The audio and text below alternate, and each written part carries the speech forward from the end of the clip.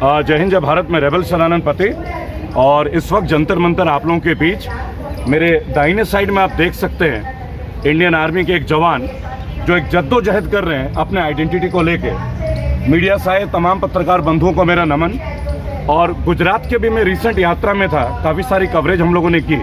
वहाँ पे हमारे पास एक विषय आया था विवेक जी के बारे में, जो कि लांस नायक है इंडियन आर्मी में, जो मुझे बताया गया। और इनकी एक समस्या ऐसी थी जो कहीं ना कहीं हमें झकझोर देती है। भाई जवानों का नाम आता है, फौज का नाम आता है तो हम गर्वित महसूस करते हैं, लेकिन इनकी जो अब बीती है, आज उनके सीनियर भी साथ में आए हुए हैं। तो मैं चाहूँगा आप लोग जानिए कि एक साधारण व्यक्ति का जो संघर्ष है, वो आर्मी में जाके भी अगर संघर्ष कर रहा है तो ये संघर्ष का अंत क्या है, इसका समाधान क्या है, जिसके लिए हम लोग आपके बीच आए हैं। जी, क्या समस्या क्या थी? मैं सर 31 मार्च 2008 को इंडियन आर्मी मैंने ज्वाइनिंग की थी और मेरी फर्स्ट पोस्टिंग भुज में थी। उसके बाद सर मैंने लेह लद्दाख, आरआरबी कई जगह मैंने सर्विसेज किए और मेरे सर्विस के दौरान किसी तरह का मेरे ऊपर कोई अनडिसिप्लिन केसेस नहीं था। मैंने ईमानदारी के साथ अपने सेना के अंदर मैंने अपना काम किया। मैं अहमदाबाद मेरा जो रेसिडेंशियल है वो अहमदाबाद, मैं छुट्टी गया अहमदाबाद। उसके बाद जब मेरी छुट्टी ख़त्म हुई, छुट्टी ख़त्म होने के बाद मेरे यूनिट से मुझे मेरे सीओ का मैसेज आया कि कल से आप ऑन ड्यूटी अहमदाबाद में रहेंगे। तो on duty as a regiment register में मैं ऑन ड्यूटी था। मैं वहाँ पे अपने कमांडिंग ऑफिसर के पर्सनल काम भी होते थे, ऑडिट, और जो इन लोगों ने जो ऑब्जर्वेशन जो गवर्नमेंट द्वारा जो फंड आता है उसमें जो रिवेन्यू होता है उसके ऑब्जर्वेशन सेटल कराने के लिए मुझे अहमदाबाद भेजा गया। साथ ही था सीओ साहब की मैडम के लिए ज्वेलरी वगैरह, पानी की बोतल वगैरह मैं अहमदाबाद से भुज भेजा करता था। सडनली संडे को उनके ड्राइवर का फ़ोन आता है कि सीओ साहब के गेस्ट आए हुए हैं, पानी चाहिए। तो मैंने मना कर दिया कि सर आज संडे है, ये पॉसिबिलिटी नहीं है। और जैसे मैंने पानी का खाली मनाही किया कि मुझे 4-5 दिन के बाद मालूम पड़ता है कि मुझे फौज से डिजिटर कर दिया गया, मतलब भगोड़ा, जो कि मैं ऑन ड्यूटी था। मैं एकदम शॉक हो गया। मैंने यूनिट में मैंने फ़ोन किया कि सर ऐसा मेरे साथ क्यों हुआ। तो बोले आप हमको जैसा ठीक लगा वो हमने किया। उसके बाद मैंने ब्रिगेडियर नेगी हो, हर जगह डिफेंस मिनिस्टर साहब, ऑल चैनल में मैंने कई बार गुहार लगाई। इस विषय में किसी तरह की कोई कोर्ट ऑफ इंक्वायरी बैठी नहीं गई। फिर मैंने आरटीआई डाला। आरटीआई में पूछा कि मुझे आपने कितने दिन छुट्टी कटाया, कितने दिन आपने मुझे टीडी पे रखाया। तो जब मैंने आरटीआई डाला तो इनके तरफ से मुझे जवाब मिला, दिस इन्फॉर्मेशन इज़ प्रोटेक्टेड, ये आपको इन्फॉर्मेशन हम दे नहीं सकते। मैंने कई बार 1 साल तक इनसे आरटीआई मांगा, लेकिन इन्होंने जवाब नहीं दिया। फाइनली जब मैंने सीआईसी में पिटीशन डाला तो सीआईसी से जब नोटिस आया, सेंट्रल इन्फॉर्मेशन कमीशन, तब इन लोगों ने तुरंत इन्फॉर्मेशन दिया 141 डेज, जो कि फौज के अंदर 90 दिन से ज़्यादा छुट्टी ऑथराइज नहीं है। और डॉक्यूमेंट के साथ टैंपरिंग हुआ। उसके बाद जो हमारा रिकॉर्ड ऑफिस होता है, जहाँ से हमारा पेमेंट डॉक्यूमेंटेशन होता है, वहाँ जब मैंने आरटीआई डाला तो उन्होंने बोला 81 डेज में 21 डेज एडवांस ऑफ एनुअली। उसके बाद रेजिमेंट से जब परेड रजिस्टर का मैंने इन्फॉर्मेशन मांगा तो उसमें मैं ऑन ड्यूटी। तो मेरे को बर्बाद करने के लिए इन्होंने डॉक्यूमेंट के साथ टैंपरिंग की। मैंने बराबर राजनाथ सिंह जी को बराबर में मिलने के लिए भी गया। डिफेंस मिनिस्टर के साथ भी डिफेंस मिनिस्टर साहब, यस, मैं डिफेंस मिनिस्टर साहब के पास भी गया कोरोना के टाइम, लेकिन वहाँ पे भी मुझे मिलने नहीं दी गया। मैं आज तक कम से कम मैंने 2000 लेटर डाल दिए, लेकिन आज तक उस लेटर के ऊपर किसी तरह की कोई इंक्वायरी नहीं बैठी।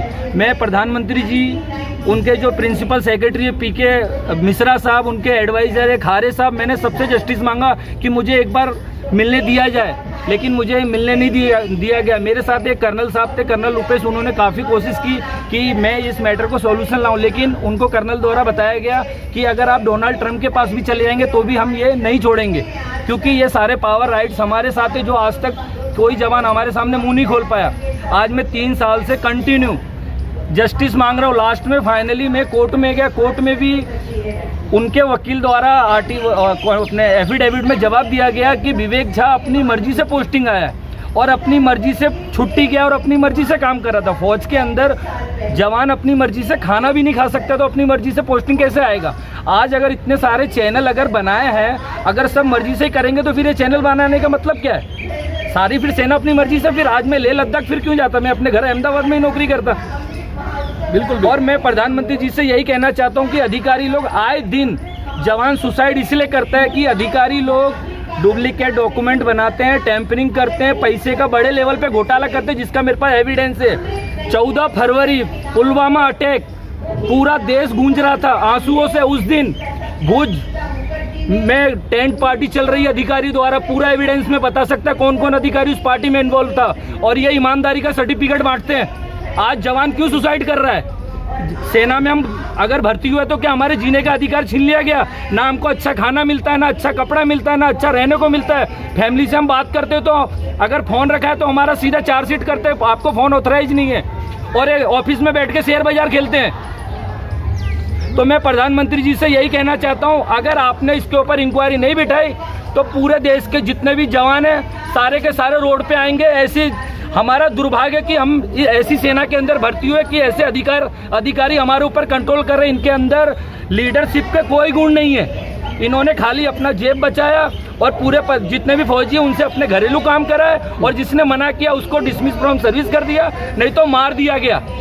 आपको डिसमिस किस वजह से किया गया? आप ये लोगों को बताएं एक बार, मीडिया को आप पूरा स्टेप बाय स्टेप बताएं। डिसमिस इसलिए किया गया, मैंने खाली ओनली फॉर उनका पानी लाने से मना किया। Commanding officer colonel Nitin Gulati का पानी लाने की सजा है कि आपको आर्मी से डिसमिस होना पड़ेगा, जिसका मेरे पास सारा का सारा एविडेंस है। मैं 3 साल से चक्कर काट रहा हूँ। राजनाथ सिंह को मैंने कम से कम 500 लेटर भेजे हैं। क्या आपने मीडिया ट्रायल के लिए कोई मीडिया ट्रायल दिया था? 2 महीने से मैं अर्जी दे रहा हूँ मीडिया ट्रायल के लिए। आप देख सकते हैं इसकी कॉपी। ये स्वीकृत करते हैं वो लोग? कोई रिस्पॉन्ड नहीं किया मैंने। कैमरे के सामने इस पे कोई एक्शन नहीं हुआ अभी तक? कोई एक्शन नहीं हुआ क्योंकि जवान का कोई भी सुनने वाला नहीं है। अच्छा, आपका डेजिग्नेशन क्या था? मैं लेस नायक था सेना का। फालवर तो नहीं थे? नो, मेरे पास किसी तरह का कोई अनडिसिप्लिन केस नहीं है। मैंने ईमानदारी से देश की सेवा की। पानी वानी पिलाने का तो फालवर का काम होता है। मेरे को सेना आदेश पे चलती है। अगर सेना में अगर आपको बोल दिया तो आपको करना पड़ेगा। मैंने एक ही चीज मना किया कि मैं पानी नहीं ला सकता, उसकी सजा मैं अभी भुगत रहा हूँ। वो आपका जीता जागता सबूत है। पहले तो आपने क्यों मना करा? पानी लाए थे आप पहले, आपने क्यों मना करा? क्या कारण आप मना करने का पानी का? संडे को जब वो प्लांट ही बंद रहता है बिस्लरी का, जो चीज पॉसिबल नहीं हो मैं कैसे पॉसिबल करूंगा? सर आप तो देश के लिए अभी जो आपके साथ में आप उनके पानी लाने की पर मैम, हम तो देश के लिए नौकरी कर रहे हैं, लेकिन आज सिक्योरिटी और डिसिप्लिन को फ्रंट में रख के सेना उसके पीछे सारे इनके काले धंधे चल रहे हैं। क्या आपके साथ में हो रहा है? काले धंधे हर तरह का रिवेन्यू हो रहा है। मैं आपको एविडेंस दे सकता हूँ। अगर मैंने एविडेंस नहीं दिया तो मुझे फांसी पे चढ़ा देना। किस तरह का एविडेंस देंगे आप, बताइए? रेजिमेंट के अंदर कमांडिंग ऑफिसर द्वारा जवानों से दारू का व्यापार कराया जाता है, जेसीओ बनाने का पैसा लिया जाता है। देखिए बहुत सख्त आरोप है जो आप लगा रहे हैं। मैं साबित करके बता दूंगा। रेजिमेंट में जो गवर्नमेंट फंडिंग करती है उसका भी बहुत बड़ा रेवेन्यू होता है, उसकी भी ऑब्जर्वेशन। अभी क्या चाहते हैं सरकार से? अभी सरकार से ये चाहते हैं कि आपको जो ये आर्मी के जो मिनिस्ट्री ऑफ डिफेंस के द्वारा ये जो कन्वेंस लाके आपको जो बेवकूफ़ बना रहे हैं, इनके बातों में मत आइए। आज जवान देश का एक आप अपनी अपॉइंटमेंट को लेके क्या बोलेंगे? आप यहाँ अपने मुद्दे पे हैं कि आप ना तो डिसमिस्ड है ना ऑन ड्यूटी, आपका स्टेटस क्या है? मैं वही तो कंफ्यूज हूँ कि मैं इतना जस्टिस मांग रहा हूँ, मेरे को कोई न्याय नहीं मिल रहा है। आपको सैलरी मिल रही है? मेरी 3 साल से सैलरी बंद है, और मैंने मेरा वाइफ का जेवर वगैरह गिरवी रख के मैं कोर्ट का केस लड़ रहा हूँ। आज आपने जितने आरोप लगाया गया, इस आरोप हो सकता है कि कई सारे जो बड़े अधिकारी होंगे वो आपको मारने का प्लानिंग भी बना रहे हैं। अगर ये तो अक्सर हुआ है, सेना के अंदर कई जवान ऐसे मारे गए। आपके साथ जो व्यक्ति खड़े हैं उनका परिचय एक बार मैं चाहूँगा मीडिया से कराएं आप लोग प्लीज। मैं सूबेदार मेजर पांडुरंग रामकृष्ण गुरमा से जी आर्मी एयर डिफेंस से रिटायर्ड हूँ, और जब मैंने विवेक झा का केस को देखा है, और मैं चाहता हूँ हम आर्मी के डिसिप्लिन सोल्जर्स होते हैं, हम आर्मी के मैटर को कभी भी सिविल में डिस्कस नहीं करते हैं, लेकिन जिस तरह से इसने हर लेवल पे अपनी गुहार लगाई है और इसका कहीं पर भी सुनवाई नहीं हुआ है, मैं आपके माध्यम से समूचे देश और समूचे अधिकारी को ये निवेदन करता हूं कि वे विवेक झा के मैटर को समझे और उसको डिसीजन देने का काम करें। और उसके जीवन में जो त्रुटि आई है, जिसके फैमिली ने जितना दुख झेला है और इंडिविजुअल ने तो दुख झेला है, इस कंडीशन में इंडिविजुअल चाहे तो अपने कई बार मेरे साथ उसने डिस्कस किया कि सर मैं अपने परिवार के साथ मैं अपना सारा जीवन समाप्त करना चाहता हूं। मैंने उससे कहा था बेटा का जीवन समाप्त करना कायरता है। हम इंडियन आर्मी के डिसिप्लिन सोल्जर्स हैं, हम लड़ाई जानते हैं, हम बॉर्डर के उस पार भी लड़ेंगे और जरूरत पड़ी तो बॉर्डर के अंदर भी लड़ना जानते हैं। विवेक जी के केस हम में आपको क्या लगता है? हर लेवल पे जाएंगे। मैं आदरणीय प्रधानमंत्री जी को आपके माध्यम से निवेदन करना चाहता हूँ कि प्लीज इसमें दखल दे और एक जवान के परिवार और जवान को बचाने का कार्य करे। विवेक जी के केस में आपको क्या लगता है, वो निर्दोष है? आपने क्या केस स्टडी किया विवेक जी के मसले में? आपको क्या लगता है, क्या उनके साथ गलत हो रहा है? मेरा आर्मी का 31 साल 9 दिन का सर्विस है। इतने बड़े अनुभव के साथ मैं कह सकता हूं बड़े दावे से कि जो विवेक जी के साथ हुआ है वो कहीं ना कहीं 100% गलत है और इसको केवल समझने की देरी है। जो इनके साथ कोऑर्डिनेट करके बैठेगा वो डिटेल बाय डिटेल विवेक जी उसको समझाएंगे। जिस तरह मैंने इस केस को समझा है, मुझे ऐसा लगता है कि वो अपनी जगह पे कहीं पर भी गलत नहीं है और उन्होंने आज तक फौज के डिसिप्लिन को मेंटेन रखा है। कभी भी सिविल के सामने अपने पॉइंट को, अपनी व्यथा को डिस्कस नहीं किया है, लेकिन हर जगह उन्होंने अपना डिसीजन मांगा है। हर जो इंक्लूडिंग प्रधानमंत्री जी को इंटरव्यू मांगा है, राष्ट्रपति तक वो गया है। जब उनको कहीं भी किसी प्रकार की गुंजाइश नहीं मिली, वो आज बड़े हिम्मत करके आपके माध्यम से जनता की अदालत में आया है और हम आपके माध्यम से समूचे देश सभी जनताओं को ये निवेदन करते हैं, हाथ जोड़ के विनती करते हैं कि प्लीज विवेक झा को न्याय देने में हमारा समर्थन करें। धन्यवाद। आर्मी का नाम हमारी जुबान में या जहन में आता है। ये वीडियो का एक ही मकसद है कि विवेक जी को इंसाफ मिले, जैसे कि उनके सीनियर ने भी बोला। आप सबके बीच में एक बात और रखना चाहूँगा। अभी 1 महीने पहले विवेक जी के छोटे भाई की डेथ हुई है। घर में अकेले ये रह गए। इनके छोटे भाई की पत्नी, उनके बच्चे और विवेक जी के बच्चे और इनके एक बुजुर्ग माँ। आप समझ सकते हैं पूरे परिवार की जिम्मेदारी इस भाई के ऊपर है। जब मैं गुजरात के दौरे में था तो बहुत सारे एक्टिविस्टों ने मेरे को बोला विवेक झा का केस आप देखिए, और उस गुजरात के सफर से लेकर आज जंतर मंतर तक आप लोगों के बीच में खड़ा हूँ। देखिए, मैं नहीं जानता आर्मी के अंदर क्या होता है क्योंकि मैं आर्मी का हिस्सा नहीं, पर मैं बहुत गर्वित महसूस करता हूँ क्योंकि उनके बारे में सोचना भी एक बहुत बड़ा विषय है। वो वीर गति को प्राप्त होते हैं हमारे आपके लिए, वो देश की सुरक्षा के लिए अपने प्राण न्यौछावर करते हैं। लेकिन अगर आज आर्मी के एक जवान के साथ इस तरीके का व्यवहार हो तो कहीं ना कहीं मुझे लगता है हम सबको उनके लिए आवाज उठाना चाहिए। ये ना हो कि ये आवाज दब जाए कोई इंक्वायरी में और सत्य कहीं छुप जाए या ढक दिया जाए। लेकिन रेबल जी, मोदी जी तो बात करते हैं कि हमने जो है आर्मी को मजबूत किया है, चाहे वो अग्निवीर को लेकर हो या दूसरे मुद्दों को लेकर। देखिए, मजबूती और कमजोरी किसी व्यक्ति के, किसी नेता के और किसी मंत्री के भाषण से नहीं आती। मजबूती होगी जब आप जवानों के घर पे जाके स्थिति को देखें, आप उनके वास्तविक स्थिति को सुने उनके जुबान पे, क्योंकि जो मौजूदा पोस्ट है सच्चाई वही बयान कर सकते हैं। फैसिलिटीज तो मिल रही है ना जवान को? नहीं, फैसिलिटी मिल रही है, जब तो विवेक झा आप लोगों के समक्ष खड़े हैं कि उनको ये तक नहीं पता कि वो ड्यूटी में है या नहीं। उन्होंने अभी खुद बोला कि एक रूटीन ऑफ हॉलीडेज होता है, तो 140 दिन की छुट्टी कैसे हो सकती है? ये मैं नहीं बोल रहा हूँ, ये आप नहीं बोल रहे हैं, ये विवेक जी बोल रहे हैं, जो लांस नायक के तौर पे जिन्होंने ज्वाइन किया था इंडियन आर्मी में जवाब दिया उन्होंने। जी, गुनहगार कौन है? देखिए, सिस्टम को हर जगह कहीं ना कोई इश्यूज तो है, नहीं तो केवल दाल की बात कहने पे कोई कोर्ट मार्शल कैसे हो सकता है? क्या सजा थी उसके लिए? क्यों, क्या गलती की?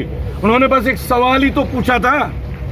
पैरामिलिट्री फोर्स के जवान थे जिन्होंने बोला दाल में दाल कहाँ है, तो क्या अपने दाल के लिए प्रश्न करना भी अधिकार नहीं है?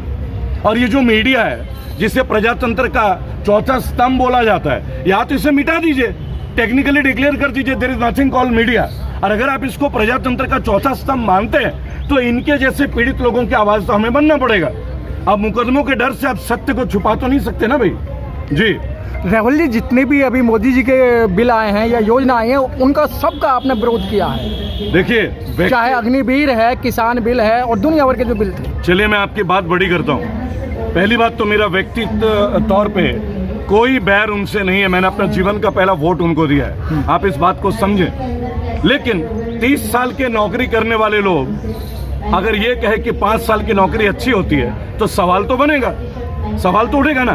दूसरा एक सवाल और इम्पोर्टेंट है, आप कहते हैं किसान बिल के बारे में। मेरे भाई, किसानों ने मांगा था क्या ये बिल? किसानों से पूछ के बिल लाया गया था क्या? आपको ये बात समझना होगा। जब हमने मांगा नहीं, आप दे ही क्यों रहे हो? आपने मांगा था दूध दही में टैक्स, इन्होंने मांगा था कि मेरे को बैठा दो घर पे। क्या ये ड्यूटी में जवान वर्दी पहन के काम करते हुए आप लोगों को अच्छा नहीं लगता? यहाँ कोई पर्सनल एनिमिटी नहीं है किसी के साथ। देखिए, हम मीडिया में हम कहीं ना कहीं क्रॉस भी करेंगे, क्रॉस एग्जामिनेशन भी करेंगे और सवाल भी उठाएंगे, ये हमारा कर्तव्य है। रेवल जी, जब नोटबंदी हुई थी और नोटबंदी पे भी आंदोलन हुआ था, लेकिन फिर वो एक्सेप्ट कर लिया। जीएसटी पे भी आंदोलन हुआ, फिर वो एक्सेप्ट कर लिया। अब अग्निवीर पे आंदोलन हुआ, बड़े पैमाने में आंदोलन हो रहे हैं और युवा मतलब अपनी जान भी दे रहे हैं, शहीद भी हो रहे हैं, लेकिन उसको एक्सेप्ट भी करने फार्म भरे जा रहे हैं। मेरे भाई, मैं एक बात बोलूंगा, स्वीकार करना और विरोध करना ये अपनी अपनी मानसिक प्रवृत्ति का काम है, बराबर। लेकिन यहाँ मैं जिस कार्य के लिए आज आपके बीच मंच पे हूँ ना, वो मेरे स्वयं के मन से बहुत बड़ा है। एक सवाल एक भाई के इंसाफ के लिए, जिसके घर में अकेला कमाने वाला ही है। इनके छोटे भाई की अभी डेथ हुई है, उनके परिवार के बच्चे, इनके बच्चे, और इनको 3 साल से कोई तनख्वाह नहीं मिली अभी व्यक्ति, बराबर। मैं तो केवल मिनिस्ट्री ऑफ डिफेंस, जब मैं SSC GD के लिए आता हूँ, अभी आज जयपुर में लोग प्रोटेस्ट कर रहे हैं 2018 से पैरामिलिट्री फोर्स में ज्वाइन करने वाले वो जवान जो physical test, written test, medical test pass करके बैठे, लेकिन उन्हें वर्दी नहीं मिल रही है। लेकिन यहाँ तो ज्वाइन करने के बाद आज वर्दी नहीं है, तो इसके बारे में क्या बोलेंगे आप? देखिए, ये मुद्दा आज का विषय जंतर मंतर में आना, हम सबको एक पावर मिलता है संविधान से कि हम सत्य के लिए आवाज उठाएं। ये आवाज विवेक जी के लिए, जैसे कि उनके सीनियर ने भी बोला, मुझे लगता है ये सम्मान देना जरूरी है और इनको न्याय दिलाने में आप लोगों से मैं विनम्र निवेदन करूंगा, हाथ जोड़ के निवेदन करूंगा कि उनको न्याय दिलाने में सक्षम तौर पे उनकी सहायता करें। आप मानते हैं कि सिस्टम में मनमानी चल रही है? देखिए, मेरे मानने ना मानने से क्या होता है पत्रकार महोदय, ये व्यक्ति आपके सामने खड़ा है, आज वर्दी क्यों नहीं है? 2013 से जो व्यक्ति ज्वाइन करके काम कर रहा है, आज उनके पास वर्दी क्यों नहीं है? देश की जनता से क्या अपील करना चाहते हैं? सर, देश की जनता से यही अपील करना चाहते हैं हम कि जब मैं ईमानदारी से अगर मैं काम कर रहा था, अगर मैं गलत था तो इंक्वायरी बिठानी चाहिए ना। 3 साल हो गया, अभी तक कोई इंक्वायरी नहीं बैठी है और मैं लेटर भेज रहा हूँ, लेटर है, वो लोग क्या कर रहे हैं, सैडर मशीन में डाल रहे हैं या क्या कर रहे हैं, यही पता नहीं चल रहा है। अगर डायरेक्टली आप मीडिया में जाएंगे तो भी फंस गए कि आप मीडिया में कैसे चले गए, आपने किसको बताया। आज मैं डिफेंस मिनिस्टर, लास्ट में मैं हार के प्रधानमंत्री जी, उनके प्रिंसिपल सेक्रेटरी PK मिश्रा साहब, उनके एडवाइजर खारे साहब, उनको भी मैंने कई बार लेटर दिया कि सर एक बार मेरे को अपनी बात रखने का मौका तो दिया जाए। अगर मैं गलत हूँ तो इतनी लड़ाई मैं नहीं लड़ता अगर मैं गलत रहूँगा। आज सर मैं जस्टिस मांग रहा हूँ। लेकिन रेवल जी, प्रधानमंत्री जी तो कहते हैं कि ऐसी सुविधाएं पूरी दुनिया में नहीं मिलती जैसे भारतीय फौजियों को। बिल्कुल बिल्कुल सच बात है, सब दिखाने की बात है। सब, मैं एक बात बोलूंगा, चूंकि आपने सवाल पूछा है तो बोलते हैं ना कि सच के लिए क्या छुपाना क्या बताना।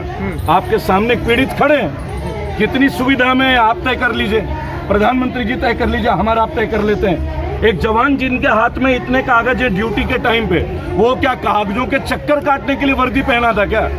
आप सोच लीजिए इस बात को। मेरे ख्याल से ये काफी होगा इस बात को समझने के लिए। भाई और बहनों, आप लोग सभी मीडिया के साथी हैं, अगर विवेक जी को आप लोगों ने ये इंसाफ दिला दिया तो कहीं ना कहीं हम लोगों ने भी अपने कर्तव्य का पालन किया। नहीं तो हम लोगों ने ये डिग्री क्यों ली, हम लोगों ने कैमरे क्यों पकड़े या माइक क्यों पकड़े? सर, एक रिसेंटली एक 5-6 महीने पहले एक इशू हुआ था। एक बंदा 4 महीने से ऑन ड्यूटी यूनिट के बाहर है और यूनिट में उसका लेटर आया हुआ है, ना CO को पता है ना किसी को पता है। और जब वो बंदे की डेथ हो गई, श्याम जी नाम था, पठानकोट होटल तड़का पैलेस के अंदर जब डेड बॉडी मिल रही है तब मालूम पड़ रहा है कि वो जवान मर चुका है। मतलब उस कमांडिंग ऑफिसर की नेग्लिजेंसी के कारण उस बंदे की डेथ हुई और उसको भी फर्जी डॉक्यूमेंट बना के गवर्नमेंट से 90 लाख रुपए दिलाया। आज गवर्नमेंट के जो केस कोर्ट में हो रहे हैं ना, उस MOD का अंदर जो वकील है ना, उनका खर्चा साल का 800 से 900 करोड़ रुपए का है। आज मैं केस लड़ूंगा, अधिकारी को वकील गवर्नमेंट का वकील होगा, मैं केस जीतूंगा, पेमेंट गवर्नमेंट करेगी। इसलिए अधिकारी छोटे छोटे इशू को बोलते कोर्ट में जाने तो कोई फर्क नहीं पड़ता है, क्योंकि पेमेंट गवर्नमेंट ने करना है, ना ही कि अधिकारी ने करना है। और अधिकारी जितने ज़्यादा लोगों को पनिशमेंट देता है उसका उतना ज़्यादा प्रमोशन होता है। ये चीज़ मैंने देख ली इस लड़ाई में 3 साल। Press the bell icon on the YouTube app and never miss another update.